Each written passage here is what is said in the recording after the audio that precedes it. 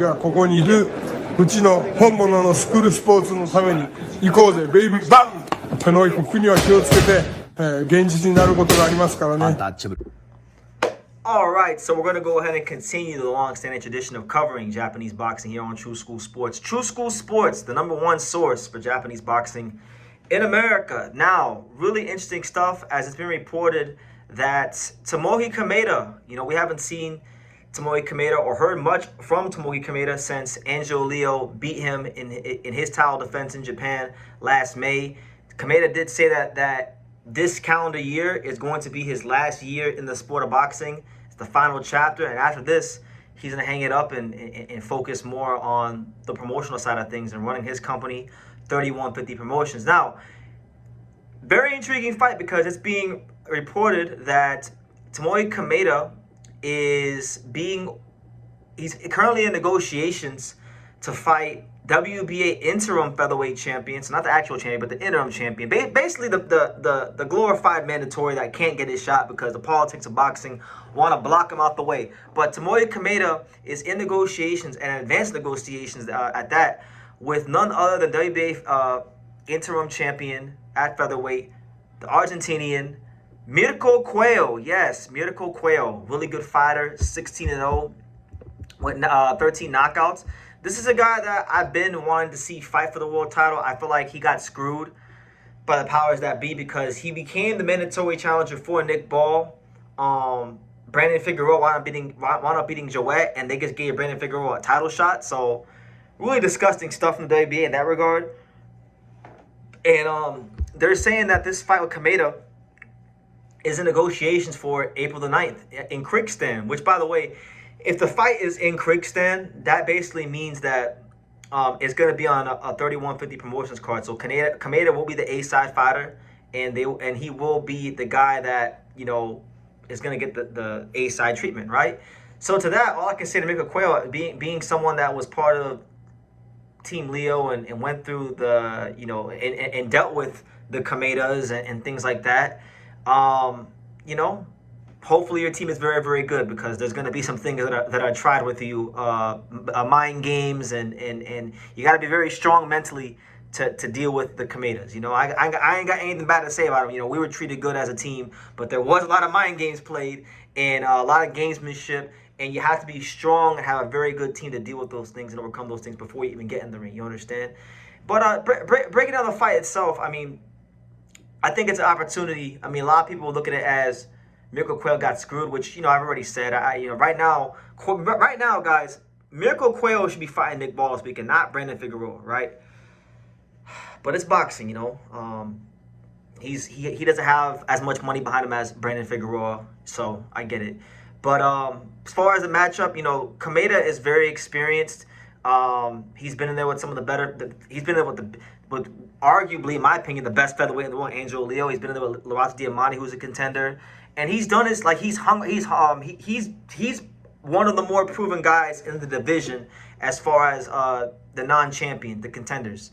And, for Cuello, I think it's a really good fight for him because when you look at Kameda has been around for a long time. He turned pro way back in 2008. So we're talking about, almost 20 years of professional, 47 fights in the pro ranks. No one's ever knocked him out. No one. And he's fought some people. And only the best of the best have ever beaten Kameda, right?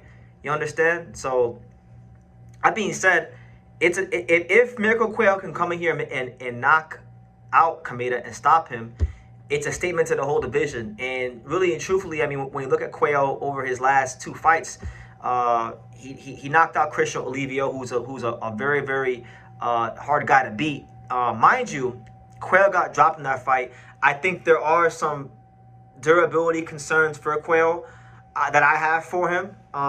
So I think if Kameda can, I'll put it like this: if the same Kameda that fought Angelo Leo shows up in this fight, and maybe up his punch output just a little bit, Mirco Cuello could be on upset alert. This could be one of them fights where a guy with an undefeated record gets exposed because you're talking about Cuello, who yes, he had a very good amateur career, very good amateur background, but there's a lot of experience on the side of Kameda. Kameda has 349 rounds of boxing in the pro ranks to Cuello's 67, right? And on top of that, it may be one of those situations where I think Mirco Cuello might need a knockout because, like I said, the fight's going to be in Kriegstand. It's going to be on a 3150 promotions card. Kameda's going to be the A side.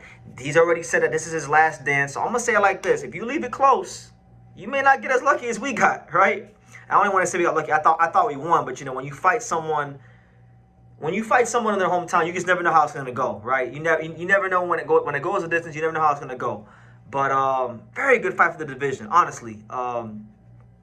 If Kameda can go in here and defeat Mirco Cuello, that right there puts him right in line for a title shot, and maybe he becomes mandatory for this weekend's winner between Brandon Figueroa and and Nick Ball, right? So that he'll be right there, and then maybe, you know, he gets a title shot, and things will get very, very intriguing, even more intriguing in the featherweight division. But Cuello's a guy that I was really high on when he first came out, and I'm still somewhat high on him now. I think Cuello can beat a lot of guys in this division. I was talking to Miguel Leo, who's Angel Leo's dad and trainer, and I'm not gonna say what it was, but he pointed out some things to me about Mirco Cuello that had me very, very concerned about his durability moving forward. And it was even before that fight against Christian Oliveira. So Kameda is not no murderous puncher like that. He's more of like an accumulation guy. But again, if Cuello's gonna be right there to fight in the pocket, you never know, man. You never know. Kameda got a lot of experience. He knows how to take certain punches away from fighters. And I hope it gets done. I hope the fight gets done because it's a fight that I think would answer a lot of questions about some things in the featherweight division. So I'll leave it at that. Mirco Cuello and Tomoki Kameda are in negotiations for a fight.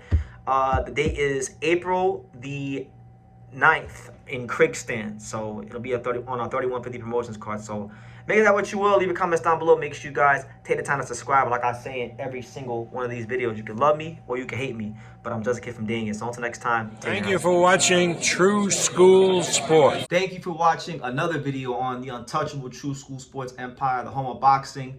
We're on the road to 100,000 subscribers, guys. So help us keep being great. Help us keep pushing out that real boxing content for the fine folks all around the world. And make sure you jab, you hook, you Mike Tyson, you Mayweather that subscribe button. Pops, show them how do they gotta hit the subscribe button. Pop, pop, pop.